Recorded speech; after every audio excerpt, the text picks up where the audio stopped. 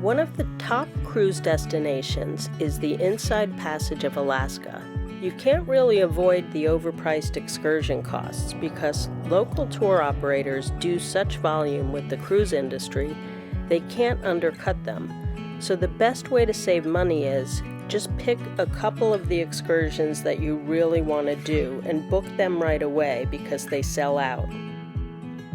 There are a lot of places you can also see for free on your own. We'll explore each port and show you the popular sites and options to explore on your own so you can plan for an Alaskan cruise. It rains a lot in Alaska, so be prepared with a rain jacket, waterproof shoes, and make sure your camera gear is protected too. When you arrive at the port, you'll see a lot of shops, restaurants, and some tour options. There's a tram that will take you 1,800 feet up Mount Roberts. At the top, you'll find beautiful views, a restaurant, theater, and shops. There are hiking trails through the rainforest. Tickets are $55. The Mendenhall Glacier is a popular attraction. There are several ways you can visit. The most expensive is a helicopter ride. That'll take you right onto the glacier, and you can walk on it. There are whale watching tours that also visit the glacier. There are trolleys and buses that drive you from the port 12 miles to the visitor center. Those cost about $90. There's a local bus, Capital Transit, that only costs $2 each way. It's a short walk to the transit center. The local bus is the cheapest way to get there. I wouldn't really recommend it though if you're not up for a 5-mile walk or if you don't have at least 4 or 5 hours to spend. It takes longer to get there with frequent stops, and it drops you off at the city limit, which is Dredge Lake Road. You have to walk 1.5 miles to the visitor center. The buses stop running at about 5 p.m. on Sundays, so we couldn't take the bus back. It's a nice walk, and there are beautiful views along the way. The best views of the glacier are from the visitor center. You don't get very close to the glacier. There is a 1-mile walking trail to see Nugget Falls. It was pretty impressive.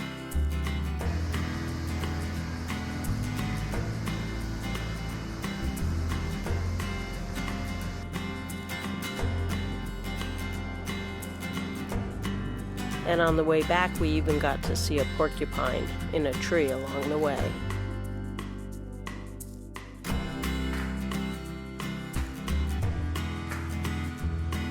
The cab ride was $50. There were 4 of us, so it was still the best bargain to get to Mendenhall Glacier. Our driver recommended an alternate seafood restaurant to the popular Tracy's King Crab Shack. He said the locals go to Prospectors. It's also known as TK McGuire's. It's at the Ramada Hotel. So we went there. We had king crab, fish and chips, and clam chowder. It was delicious, and the service was excellent.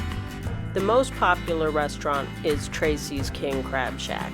There's also a second location that's not as crowded, so you may want to try those. The Red Dog Saloon is another popular spot for pub food and drinks. There are many great options here in Juneau for you to explore. We visited the cruise port in Skagway, Alaska, known as the Gateway to the Klondike. It became a hub for prospectors during the gold rush of 1897. The most popular attraction here is the White Pass Railway. The railway was built in 1898 and 1899 to make travel to the Klondike easier. This huge project was a joint effort by the US and Canada. They had crews working from both sides, and they met in the middle, building 110 miles of track. They have a 3-hour excursion that goes to the White Pass summit and back. This is an excursion you have to book through the cruise line because a lot of tour operators in Alaska do so much volume with the cruise lines that they can't undercut them. There are a few hikes and historic things you can explore on your own for free. Right near the port on the right is a creek with some historic buildings and museums from the gold rush era.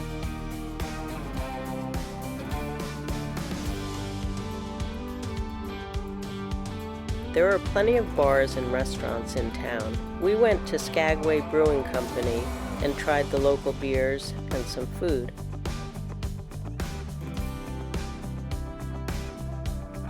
We also visited a former brothel, the popular Red Onion Saloon, and tried Alaskan duck farts.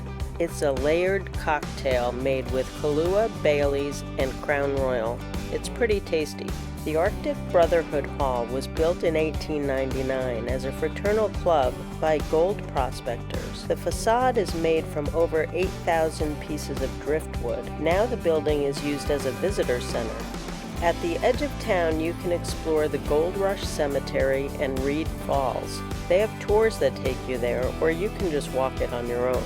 They also have a few bike rental places in town if you want to explore that way. We walked to the Gold Rush Cemetery in Reed Falls.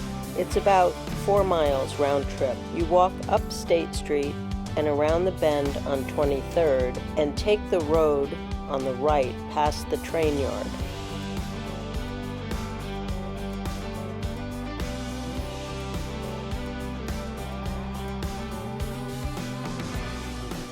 Then you'll arrive at the Gold Rush Cemetery. There are about 500 graves there. Many are unmarked because they used wooden markers that have deteriorated. They have restrooms here, and it's just a 10-minute walk to get to the waterfalls.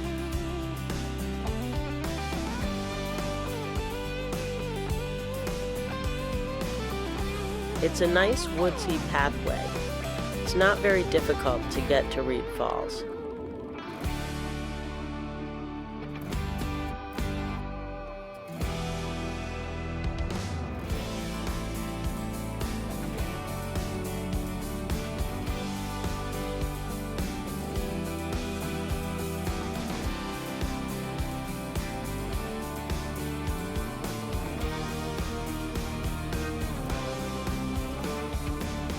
Skagway has a lot of interesting places to see. You can't see it all in one day, but we enjoyed all that we did see. We visited the cruise port in Haines, Alaska. It's a small town with a population of just under 2,000 people. They don't get as many cruise ships. It's not crowded or touristy.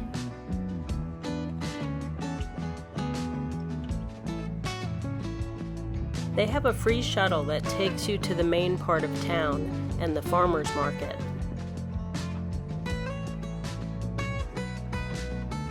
There are a few shops, restaurants, and bars. You can also sample handcrafted cocktails at the Port Chilkoot Distillery. They make award-winning gin, bourbon, and absinthe. There are a few museums in town. They have a hammer museum with a unique collection of hammers. Haines is a great place to view wildlife. We took an excursion to the Kershell Wildlife Refuge. Steve Kershell is the owner. He's an interesting cross between Willy Wonka and Dr. Dolittle. Come up this way. Steve and his partner Patrick show you around and introduce the wildlife that have become pets to them. They have wolves, foxes, weasels, a snowy owl, reindeer, grizzly bears. You can feed and pet a porcupine.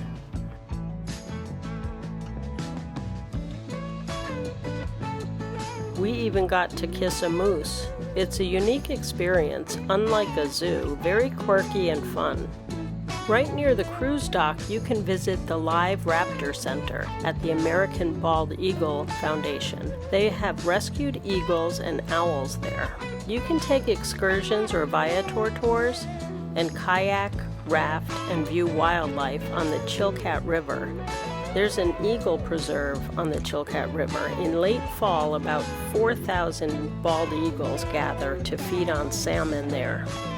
It's a beautiful spot in Alaska to hike, bike, and explore. Enjoy your visit to Haines, and please subscribe for more travel tours, tips, and reviews. Icy Strait Point is about 30 miles west of Juneau. This is the largest Tlingit village in Alaska. owned and operated by the native Alaskan people. Icy Strait Point is only open to the public when they have a cruise ship in port. They have one of the highest and longest zip lines in the world. You can also take the Sky Peak gondola to the top for the view. They have hiking trails and a restaurant at the top. There's a free gondola ride that takes you a short 4-minute ride across to the main beach area and the Hoonah Cannery.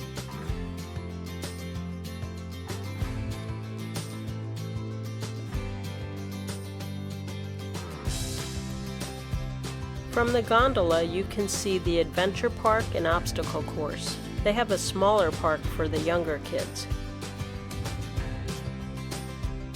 If there's a long line to get on the gondola, you can also just use the walking trail. It only takes about 15 minutes to get across. It has nice mossy forest views, and it's a good idea to walk one way and you can take the gondola back. There's a long boardwalk you can follow with an orca statue, a few restaurants, a small cemetery.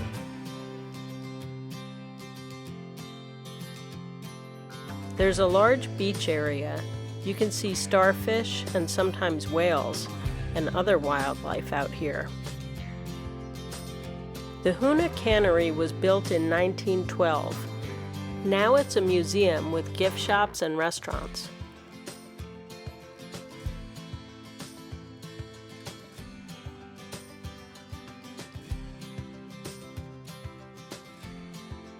We went to the Crab House Bar and Restaurant. They have amazing crabby Bloody Marys. They also have tasty beers and food.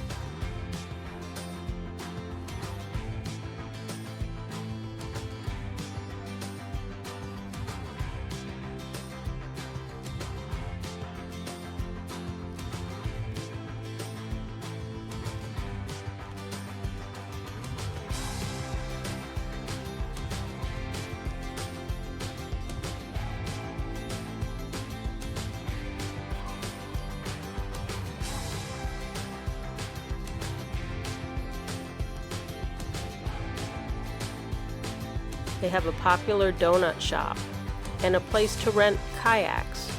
This is a great area for whale watching, kayaking, and wildlife tours.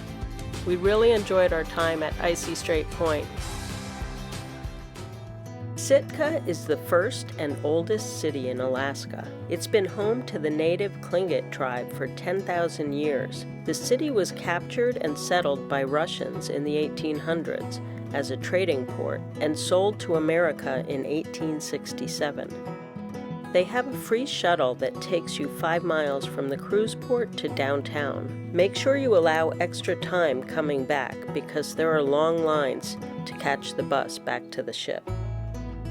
The most prominent building in Sitka is St. Michael's Cathedral. The Russian Orthodox Church was originally built in 1844, but was destroyed by fire. Precious icons and religious objects were salvaged, and the church was rebuilt. It houses a rare collection of Russian Orthodox art and treasures. The Russian Bishop's House is a museum and National Historic Landmark. It's one of the last surviving examples of Russian colonial architecture in North America. It's free to visit, and they even have guided tours. There are gift shops, bars, and restaurants. We went to Mangiare Italian restaurant. They also serve seafood. We had calamari, drinks, and chicken and mushroom Alfredo. It was all very tasty. We walked past the hospital and saw Totem Square. It's a small park on the marina. The totem pole displays the double-headed eagle of Sitka's Russian heritage.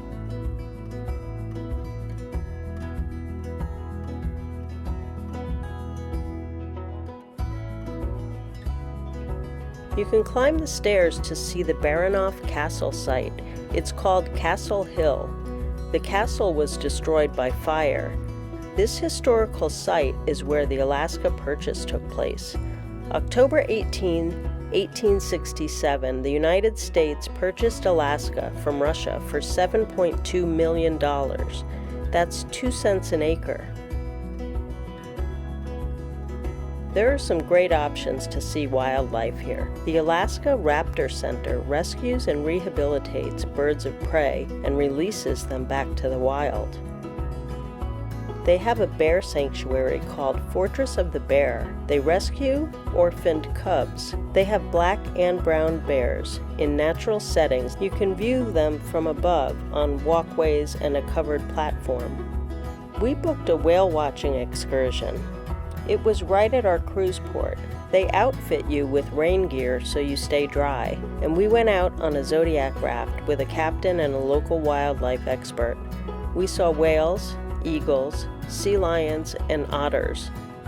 We had fun, but I would prefer the bigger boats for whale watching because they have indoor seating in case of rain and they're much more stable and better for taking photos and videos.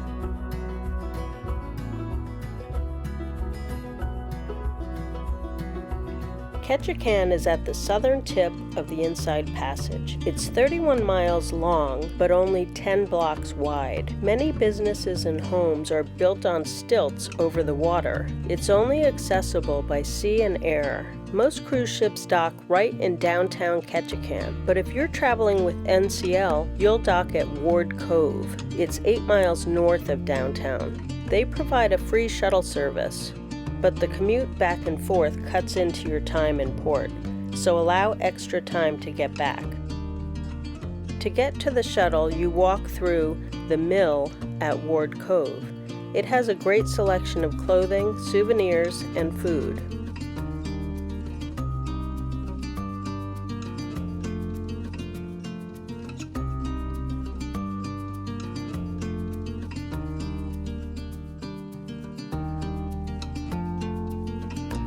The shuttle takes about 20 minutes to get into downtown. There are some statues, totems, gift shops, art galleries, and restaurants in town.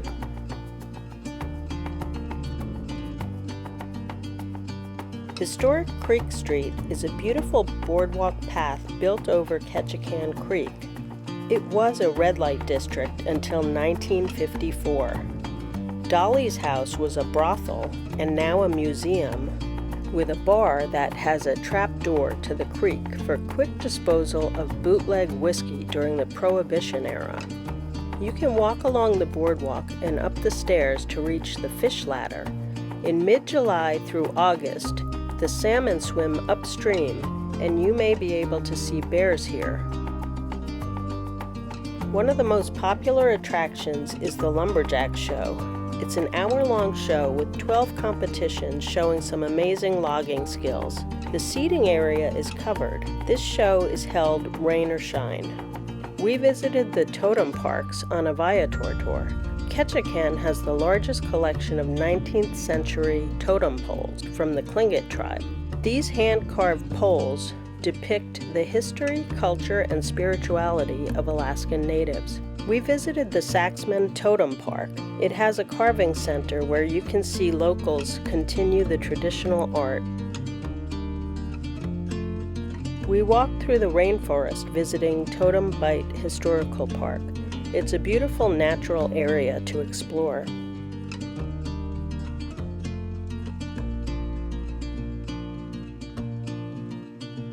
We stopped at the Arctic Bar for local beers. It's a fun, popular place, but be aware that if you ring the bell, drinks are on you for everybody in the bar. The local fishermen ring it when they have a successful haul. Stop in if you get a chance.